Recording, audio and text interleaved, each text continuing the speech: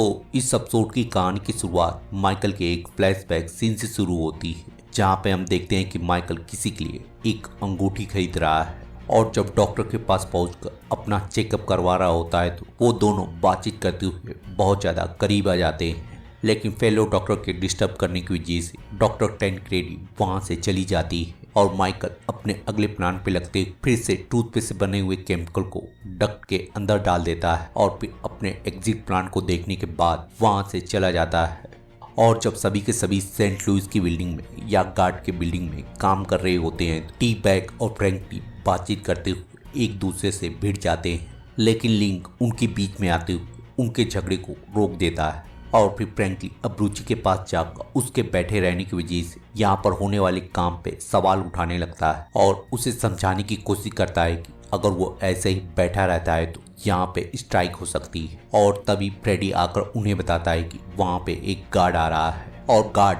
अंदर आने के बाद उसे बताता है कि उसकी बीवी उससे मिलने के लिए आई है।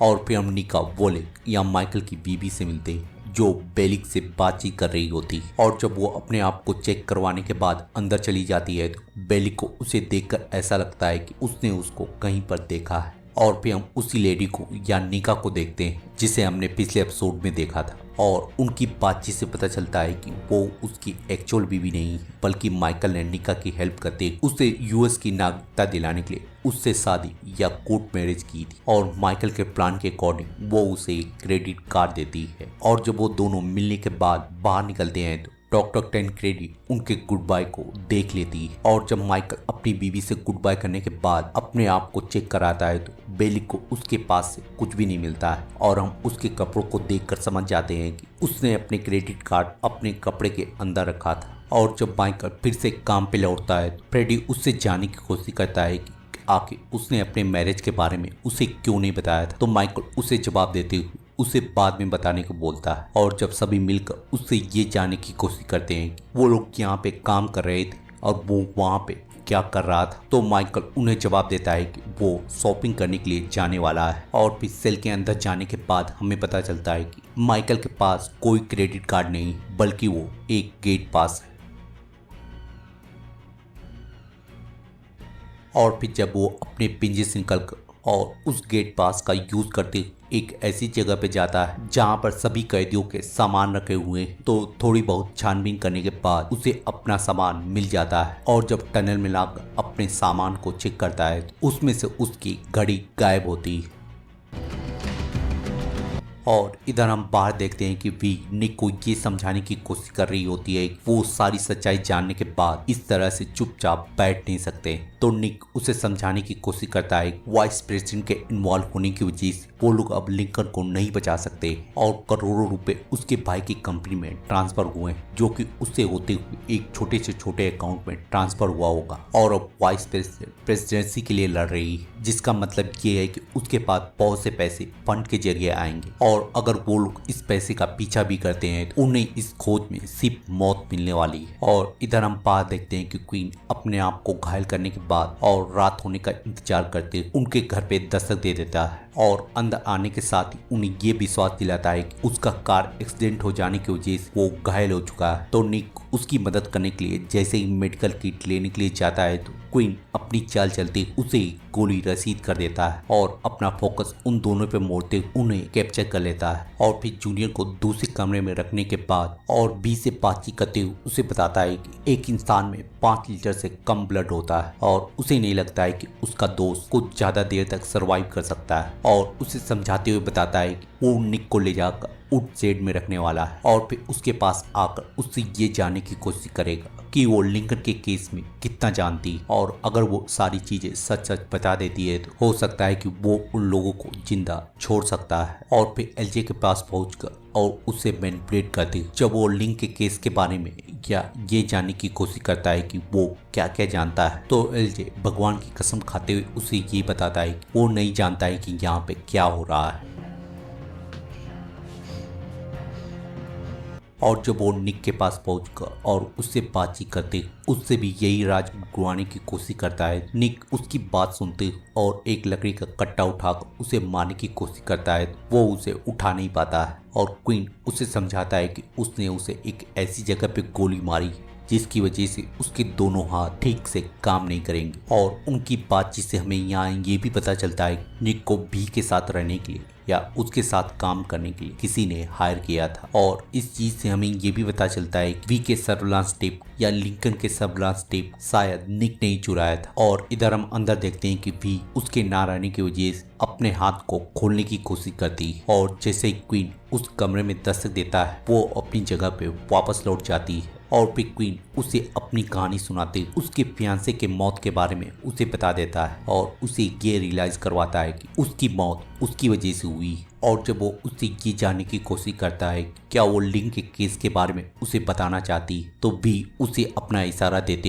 ये बताती है कि वो कुछ नहीं बताने वाली। और जब क्वीन उसकी इस बात से निराश होकर उसको टॉर्चर करने के लिए तैयारी करने लगता है तो भी अपने हाथ का कमाल दिखाते उसके ऊपर हमला बोल देती। और फिर एलजे को उसके कमरे से आजाद करने के बाद वो लोग निक के पास पहुंच जाते और जब भी कार की चाबी लेने के बाद एलजे को कार स्टार्ट करने को बोलती है तो एलजे जैसे ही कार को स्टार्ट करने के लिए जाता है क्वीन उसके ऊपर गोलीबारी करने लगता है और एलजे को ना चाहते हुए या अपनी जान बचाने के लिए जंगल के अंदर भागना पड़ता है। और जब भी इस गोलीबारी को सुनने के बाद एलजे को ढूंढने लगती है तो उसकी तलाश करते हुए वो क्वीन से टकरा जाती है। और जब क्वीन उसे देखने के बाद फिर से धमकाने लगता है तो भी पीछे हटते और ये देखने के बाद वो कुएं के अंदर जाने वाला है वो उसे नर्क में जाने को बोलती है। लेकिन क्वीन उस कुएं को देख लेता है लेकिन तभी एलजे वहां पे आकर और उसे धक्का देते उस कुएं के अंदर ढकेल देता है। और इधर हम जेल में देखते हैं जब माइकल कूपर से बातचीत कर रहा होता है तो डेविड उसके पास आकर और अपने स्टाइल में उसे पीआई टीम के लिए हायर करने को बोलता है। तो माइकल उसे ये कहकर इनकार कर देता है कि पीआई की टीम पूरी तरह से फुल हो चुकी है। और जब डेविड के जाने के बाद जब माइकल अपने गोल्ड वॉच की चोरी के बारे में उसे बताता है तो वो उसे बताता है कि एक पुलिस वाला लोगों के सामान को चुराता है। और इसी के साथ कूपर को पोप का बुलावा आ जाता है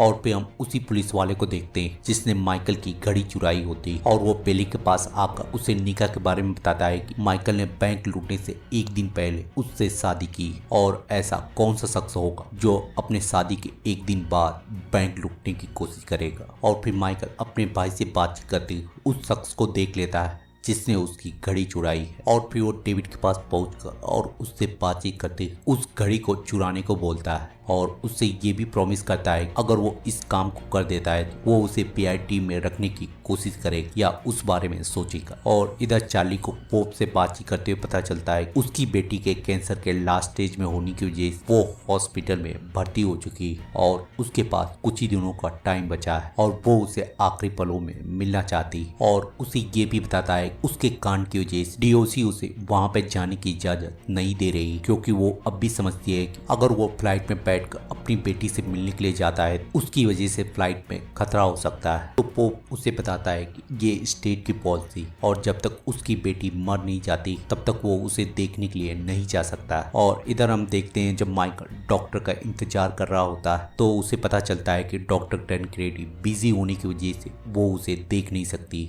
और तभी डेविड सभी के सामने मिकी का नाटक करते और हॉस्पिटल में पहुंचकर उस सीईओ से या गार्ड से उस घड़ी को चुरा लेता है। और फिर चार्ली माइकल के सेल के पास पहुंचकर उसे उसकी घड़ी दे देता है और उसे ये भी बताता है कि वही डीबी कूपर है और वो उसके साथ जाने के लिए तैयार है। लेकिन माइकल उसके ऊपर विश्वास न करते उससे सबूत मांगता है। और फिर माइकल उसके जाने के बाद अपने टेप रिकॉर्डर से और घड़ी की मदद से एक ऐसा टेप रिकॉर्डर बनाता है जिसकी वजह से वो लोगों की आवाज को सुन सकता है और टाइम भी कैप्चर कर सकता है। और फिर माइकल पीआई का काम करती और डॉक्टर टेनकेडी के ऑफिस के बाहर पहुंच उसे उसी जगह पे गाड़ देता है जहां वो लोग तार की मदद से भागने वाले हैं।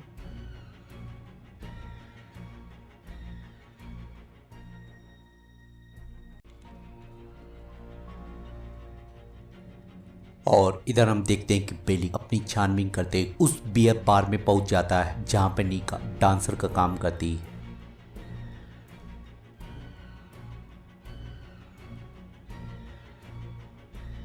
और फिर बेली उससे जान पहचान करने के बाद और ये जानने के बाद वो इस देश की नहीं, उसे अपना चेहरा दिखा और अपने बैच की धमकी देते उससे सारे राज उगलवा लेता है और ये भी जान जाता है निका ने माइकल को एक क्रेडिट कार्ड दिया था। और इधर हम देखते हैं कि चार्ली माइकल से बातचीत करती और उसे रॉबरी की डिटेल देते एक ऐसे नोटों के नंबर को बताता है जिसका रिकॉर्ड सब जगह पे मौजूद है और फिर उसे सबूत के तौर और अपने आप को साबित करने के लिए उसे एक नोट देकर चला जाता है।